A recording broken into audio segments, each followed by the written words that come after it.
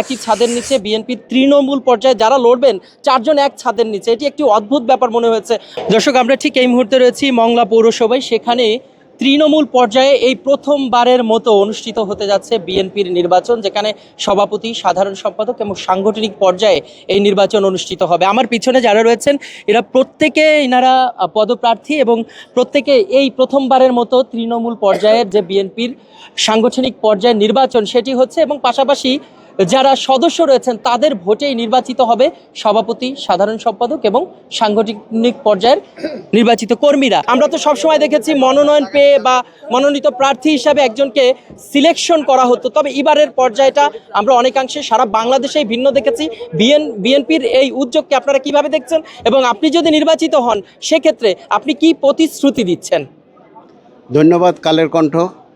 আমাদের ভারপ্রাপ্ত চেয়ারম্যান মহোদয় যে নির্দেশ দিচ্ছেন যে তৃণমূল থেকে ভোটের মাধ্যমে আমাদের নেতা নির্ধারণ হবে, তার পরিপ্রেক্ষিতে আমরা ইউনিয়ন পর্যায়ে নির্বাচন হয়ে গেছে, তারপর ওয়ার্ড পর্যায়ে, ইউনিয়ন পর্যায়ে, উপজেলা পর্যায়ে হয়েছে, আমরা ওয়ার্ড পর্যায়ে করে আসছি পৌরসভায়। এখন পৌরসভায় আপনারা দেখছেন দ্বিবার্ষিক সম্মেলন হচ্ছে। এখানে আমরা 9টা ওয়ার্ড আছে, প্রত্যেকটা ওয়ার্ডে 71 ভোট আছে। এই 71 ভোটের 9টা ওয়ার্ডে হলো 639 ভোট। আমাদের এই ভোটাররা আজকে সারাদিন বা 2টা থেকে ভোট দিয়ে আমাদের নির্বাচন করবে। আমাদের ক্যান্ডিডেট সাংগঠনিক আছে 9 জন এবং সাধারণ সম্পাদক আছে 4 জন, সভাপতি ক্যান্ডিডেট 2 জন। আমাদের ভারপ্রাপ্ত চেয়ারম্যান মহোদয়ের নির্দেশ আছে যে এই কর্মীদের মাধ্যমে, তাদের ভোটের মাধ্যমে ভোট প্রয়োগ করে নেতা নির্ধারণ হবে। তার পরিপ্রেক্ষিতে আমাদের দেখেন এই প্রথমবারের মতো জাঁকজমকভাবে আমাদের প্রথম পর্ব শেষ হয়ে গেছে, যে সম্মেলনের মাধ্যমে আমরা যে আহ্বায়ক ছিলাম তারা প্রথম পর্ব শেষ করে আমাদেরকে এখন ভোটের মাধ্যমে যারা বিজয় হবে তারাই শুধু আবার সেই 2 বছরের জন্য নবনির্বাচিত কমিটি, এবং তারাই পূর্ণাঙ্গভাবে একটা কমিটি নির্ধারণ করবে 101। সেই 101 কমিটি আবার জেলায় ভোট দিবে, ভোট দিয়ে আমাদের জেলার কমিটিকে নির্ধারণ করবে। তো এই জন্য আমরা গণতান্ত্রিক দেশ আমাদের বাংলাদেশ, এবং জাতীয়তাবাদী দল গণতন্ত্রকে বিশ্বাস করে। সেই 17 বছরের আমরা কিছুই নির্বাচনের ভোট দিতে পারে নাই, জনগণ ভোট দিতে পারে নাই। এইটা আমাদের কমিটির মাধ্যমে এবং আমাদের বিএনপির মূল কমিটির মাধ্যমে আমরা শুরু করে দিয়েছি যে নির্বাচন হবে, আমাদের তৃণমূল থেকে ভোটাররা ভোট দিয়ে আমাদের নেতা নির্ধারণ করবে।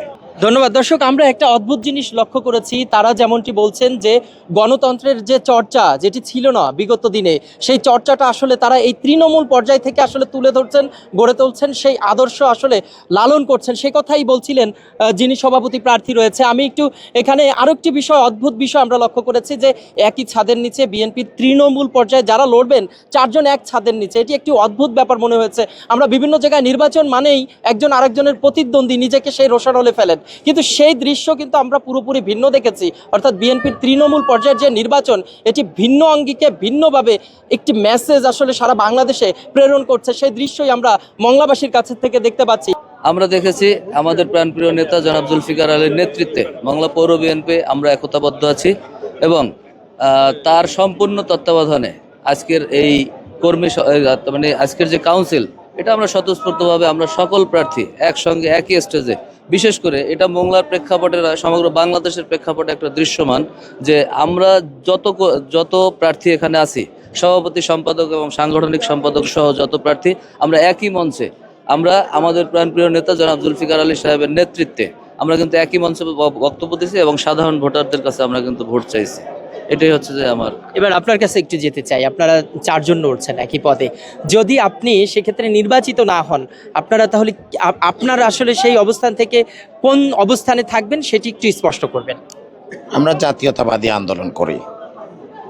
আপনাকে ধন্যবাদ জানাচ্ছি যে আমরা শহীদ রাষ্ট্রপতি জিয়াউর রহমানের আদর্শ থেকে যেটা শিখেছি, আমরা বহুদলীয় গণতন্ত্রে বিশ্বাস করি, স্বাধীনতা সার্বভৌমত্ব রক্ষায় বিশ্বাস করি, আমরা মানুষের নাগরিক অধিকার ভোটের বিশ্বাস করি। আমরা সেই ভোটের প্রক্রিয়াটা আমাদের আগামী বাংলাদেশের 18 কোটি মানুষের আশা আকাঙ্ক্ষার আস্থাস্থল, তারুণ্যের অহংকার, ভারপ্রাপ্ত চেয়ারম্যান সাহেব এটা আমাদের শিখিয়েছে। জীবনের সব আয়োজন এখানে একসাথে। যে নির্বাচনের যে গণতন্ত্রের জন্য আমরা লড়াই করছি, সে গণতন্ত্র আমার ঘরে প্রতিষ্ঠিত হতে হবে। সে ধারাবাহিকতায় নির্বাচনের মাধ্যমে কর্মীদের ভোটের নেতা নির্বাচিত হচ্ছে। আপনি যে প্রশ্নটি করছেন যে আমি যদি না হই তাহলে আমি কি করব। আমি না হলেও জাতীয়তাবাদী সৈনিক, হলেও জাতীয়তাবাদী সৈনিক। আপনারা আজকে গণতন্ত্রের যে পুনরুদ্ধার সেটি করছেন এবং ভোটে উৎসবমুখর পরিবেশে আমরা দেখেছি এখানে সকাল থেকে ভোট হয়েছে এবং পাশাপাশি আমরা অন্য নির্বাচনের যে আঙ্গিক দেখেছি বিভিন্ন সময় প্রচারণা। তবে আপনারা খুব শান্তশিষ্টভাবেই গতকাল থেকে দেখেছি এখানে অবস্থান গ্রহণ করেছেন, কর্মীরা এসছে। আসলে আপনাদের প্রত্যাশাটা কি রয়েছে? ধন্যবাদ আপনাকে প্রশ্ন করার জন্য। বিগত 17 বছর প্যাসিবাদীর আমলে আমরা বাংলাদেশের জনগণ 18 কোটি জনগণ ভোট থেকে বঞ্চিত হয়েছে। আমাদের দেশনায়ক তারেক রহমানের যে 31 দফা উদ্যোগ দিয়েছেন, যেটা তিনি যে প্রোগ্রাম আমাদেরকে দিয়েছেন, তারে বাস্তবায়নের জন্য আজকের আমাদের এই নির্বাচন। আমরা তৃণমূল থেকে আমাদের এই নির্বাচনটাকে নিয়ে আসতেছি। আমরা একটা পরিবারের সন্তান, আমরা একটা পরিবারের লোক। আমরা যারা 4 জন এখানে সাধারণ সম্পাদক নির্বাচন করতেছি, আমাদের 4 জনের সবাই যোগ্য। তা আমরা মনে করি আমাদের 4 জনের ভিতর থেকে যিনি নির্বাচিত হবে আমরা তাকে স্বাগত জানাবো, এবং বাকি যে 3 জন আমরা আমরা সকলে মিলি দলকে শক্তিশালী করার জন্য এবং আগামী জাতীয় সংসদ নির্বাচনে আমাদের দেশ নায়ক তারেক রহমানের হাতকে শক্তিশালী করার জন্য আমরা মানুষের ঘরে ঘরে, গ্রামে গুঞ্জে, পাড়া মহল্লা গিয়ে আমাদের আগামী জাতীয় সংসদ নির্বাচনে দেশকে, আমাদের দলকে সুসংগঠিত করার জন্য এবং রাষ্ট্রীয় ক্ষমতা নেওয়ার জন্য আমরা সর্বাত্মক প্রচেষ্টা করব, কাজ করব, এটাই আমি আশা করি। যেহেতু আমাদের ভিতরে মতপার্থক্য নাই, মতভেদ থাকতে পারে কিন্তু মতপার্থক্য নাই। আমরা একটা পরিবারের সদস্য, জাতীয়তাবাদী পরিবারের সদস্য। এই পরিবারের সদস্য হিসাবে অবশ্যই আমরা মিলেমিশে কাজ করব এবং দলকে সুসংগঠিত করব ইনশাআল্লাহ। দর্শক যেমনটি শুনছিলেন, তিনি যেমনটি বলছিলেন, কথায় আছে 10 মূলে করি কাজ, হারে জিতি নাহিলাজ। সেই দৃষ্টি স্থাপন আমরা এখানে দেখেছি। আপনার কাছে জানতে চাই, আপনি হতে প্রার্থী, তাহলে আপনি আপনার পাশে যিনি রয়েছেন তিনি আপনার মাঠ পর্যায়ের যে প্রতিদ্বন্দ্বী, কিন্তু পাশাপাশি দাঁড়িয়ে যে বক্তব্য দিয়েছেন, আপনার আসলে প্রত্যাশাটা কি রয়েছে এবং আপনি আসলে কি ভাবছেন এই মুহূর্তে? আসলে আগে বিএনপি সম্মেলনটা হতো সাধারণত জেলা বিএনপি নেতৃত্বে। স্থানীয় যে ওয়ার্ড পর্যায়ের যে কমিটি ছিল, এর ভিতরে সাবজেক্ট কমিটি বাছাই করা হতো।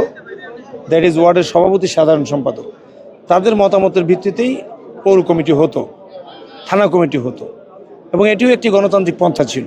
কিন্তু বিএনপির প্রচুর কর্মী, সমর্থক, ভোটাররা ছিল গত 17 বছর কোনো কথা বলতে পারেনি। এখন আমরা সেই বিএনপির যে পারিবারিকভাবে যারা বিএনপি করতো, সেখান থেকে প্রত্যেকটা ওয়ার্ডে 200 জনকে বাছাই করে প্রথমে ওয়ার্ড কাউন্সিল করা হয় গণতান্ত্রিক পদ্ধতিতে। 200 জনের ভোট দিয়ে ওয়ার্ড কমিটির সভাপতি, সাধারণ সম্পাদক এবং সাংগঠনিক সম্পাদক করেন, এবং তার পরবর্তীতে বিএনপির গঠনতন্ত্র যে একটা ওয়ার্ডে 71 সদস্য কার্যনির্বাহী কমিটি হয়। এই কার্যনির্বাহী কমিটিটা হলো মূলত কাউন্সিলর। আগে যে সাবজেক্ট কমিটি সম্মেলনটা ছিল, যদিও বিএনপির গঠনতন্ত্রে এই 71 কি বলা ছিল, কিন্তু এটা আসলে ফলো করা হতো না। এইবার তারেক রহমান সাহেবের নির্দেশে এটা স্ট্রিক্টলি ফলো করা হচ্ছে। সে কারণে 71x9 হলে 639 জন, এর মধ্যে টোটাল বিএনপি পরিবার চলে আসছে। আর সেই 639 দিয়ে আজকে আপনি দেখছেন অত্যন্ত চমৎকার উৎসবমুখর পরিবেশে নির্বাচন হচ্ছে। আমি মনে করি আমি হাসি খুশি সবাইকে দেখছি, অথবা আমাকে যে ভোট দিবে সেও আমার কর্মী, আমিও তার কর্মী, অথবা আমি হেরে গেলেও আমি দলের সাথে থাকব, দলের নিবেদিত একটা প্রাণ হিসেবে থাকব। যে জিতবে তার নেতৃত্বে আমি জিয়াউর রহমানের দলকে ভালোবাসি। আজকে 35 বছর এই দলের পিছিয়ে আছি। আয়োজক কমিটি হিসাবে আজকে এমন একটি মনোরম পরিবেশে দেখতে পাচ্ছি ভোট গ্রহণের ব্যবস্থা করতে পেরেছেন, যদি এখনো ভোট গ্রহণ শেষ হয়নি। তারপরে আপনার প্রত্যাশাটা কি রয়েছে এবং এখানে সার্বিক পরিস্থিতি আপনি কেমন দেখছেন? ধন্যবাদ কালের কণ্ঠকে। সেই সাথে আমি ধন্যবাদ জানাই বিএনপির ভারপ্রাপ্ত চেয়ারম্যান জনাব তারেক রহমানকে, যে তিনি সরাসরি ভোটের মাধ্যমে দলের নেতা নির্বাচন করার সুযোগ দিয়েছেন।